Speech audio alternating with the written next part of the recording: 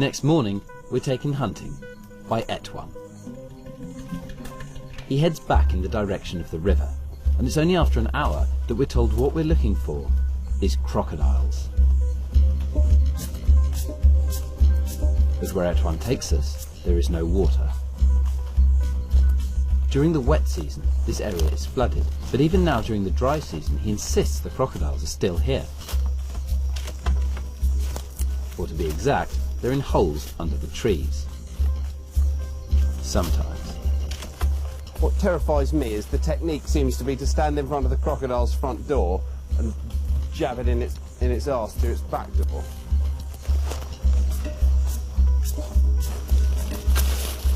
It's impossible not to be worried about what else might want to live in a dark hole at the base of a tree. If Etwan's poking technique seems risky, de Bouter's is positively insane. Oh, God. This isn't quite the way I imagined it. I feel a bit curious now, having seen him go in and he's come out with his head on. Okay. We're set to work on the next tree, but to no avail. Over the next 3 hours, I become convinced we will go hungry tonight. But then the cry goes out. Yes, it's definitely a crocodile. How well can you see him? Well, you can certainly see his back. That's the spine. These are the two lines of spines on the back, just there and there. So his head's up there. We're going to open it more. I was wrong to have doubted the Bayaka's knowledge and perseverance.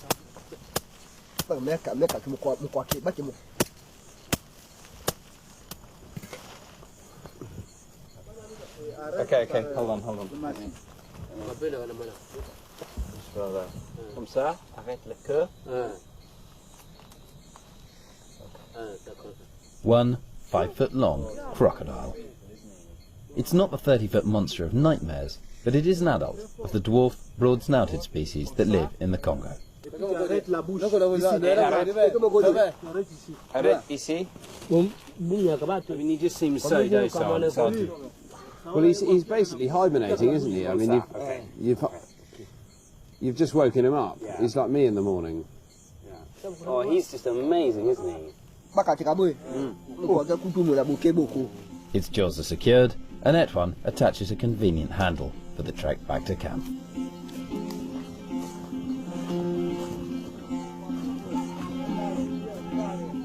Once the adrenaline of the hunt has disappeared, I'm suddenly reminded of the lizards we used to keep when we were boys. The butchery is brutal, but the local boys have no qualms, for this is a female. And crocodile eggs are a vitamin-rich treat.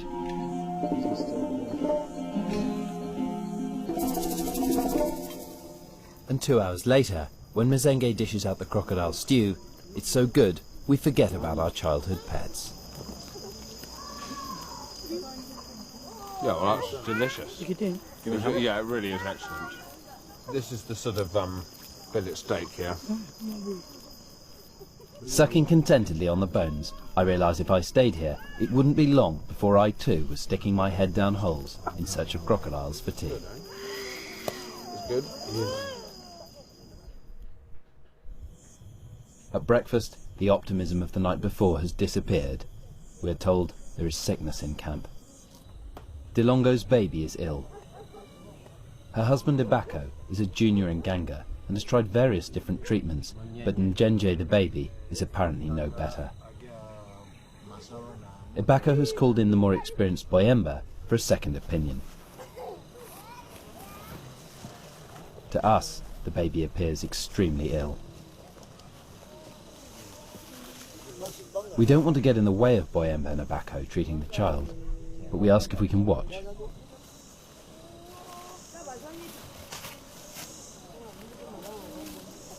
Child mortality amongst the Bayaka is extremely high. Around 30% of children die before they get to the age of 5. Does he think the baby is very sick?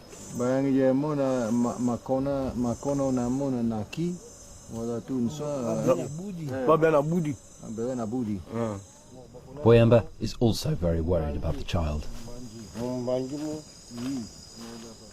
saying the sickness is in the chest and it's swollen down, maybe with the spleen. So you think it's here and here?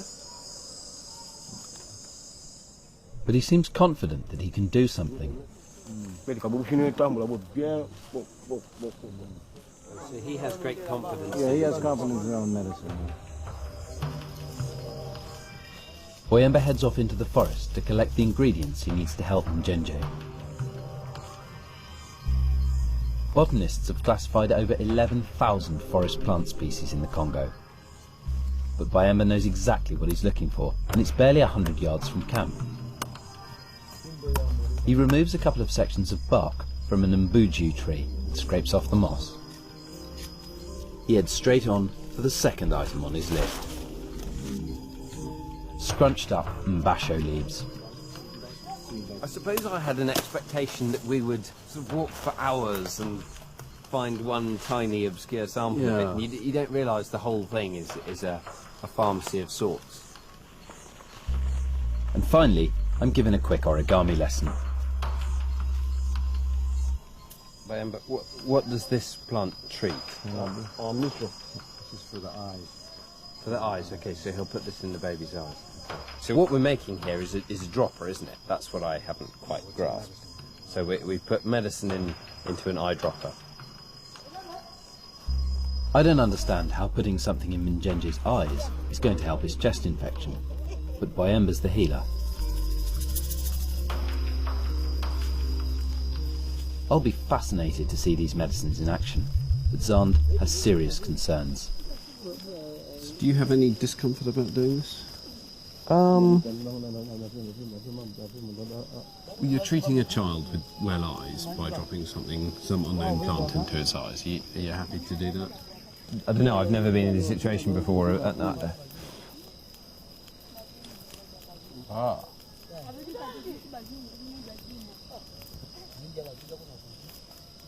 you go.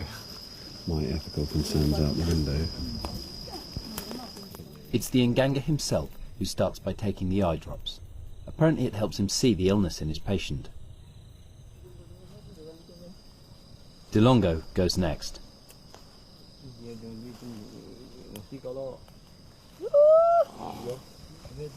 It looks extremely unpleasant. And Ngenge doesn't like it either.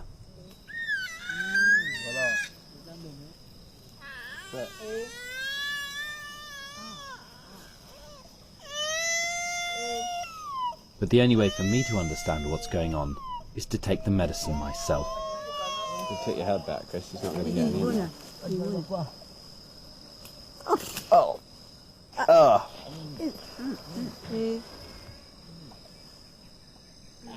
It feels like first my eyes and then my entire head have been set on fire. The bark from the mbuju tree is boiled up, presumably to release its active ingredients.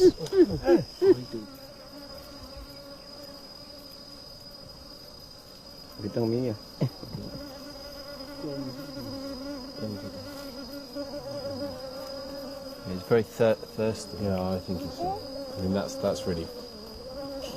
Thirsty baby, he doesn't like what he's drinking, but Yeah, still wants to drink a I bit feel more. very sorry for him because I bet he's absolutely parched. So this is quite a funny school of one for you and one for me medicine, isn't it?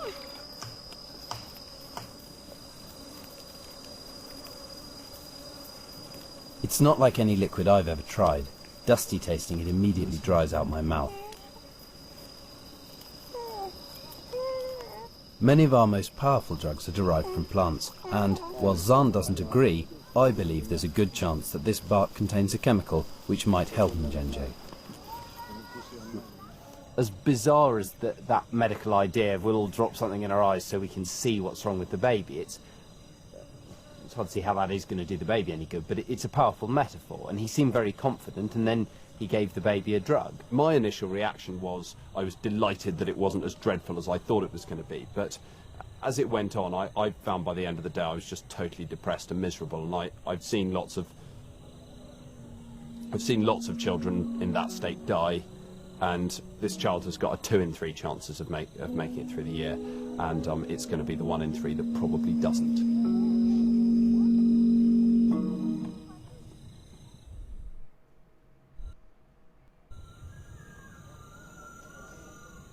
It's my brother Xand and my 4th day here with the Bayaka, and despite concerns about Mjenje, the sick baby, the priority for the 30-strong camp is food.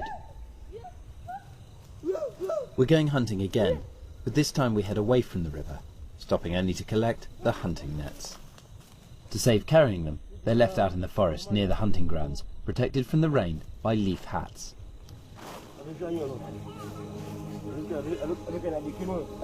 Walking through a maze of elephant trails, I've been lost since we left the village, but the hunters somehow know exactly where we're going. Promising hunting ground is found, the tree is marked, and the party splits into 2. Xand heads off with one group, paying out a net as they go.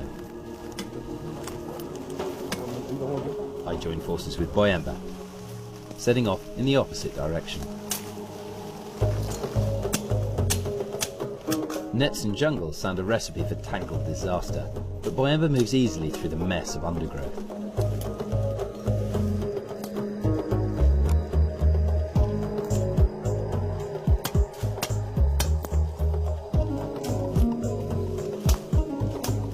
I start to realise that I'm just not the right shape or size. You don't have to spend very long here to realise it would be better to be a little bit shorter.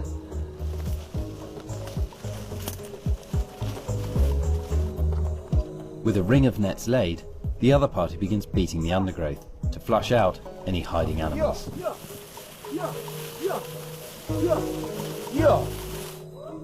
Our job is to pounce on everything, from anteaters to wild pigs that might run into the nets.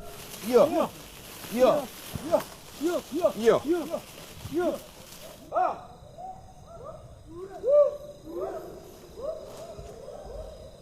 was sort of expecting the sound of herds of game running into the net, and I really can only hear people.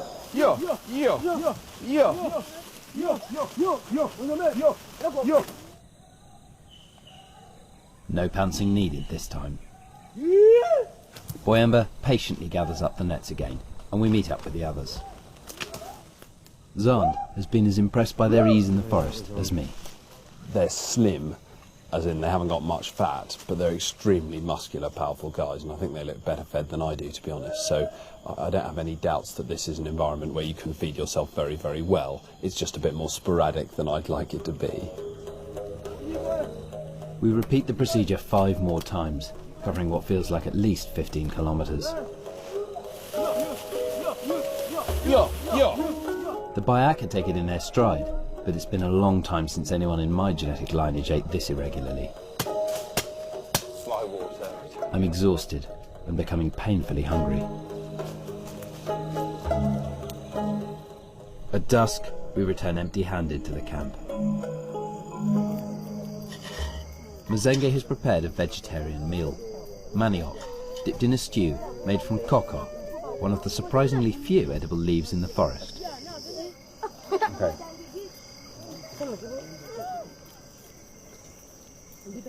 It's good, but not much after the day we've had.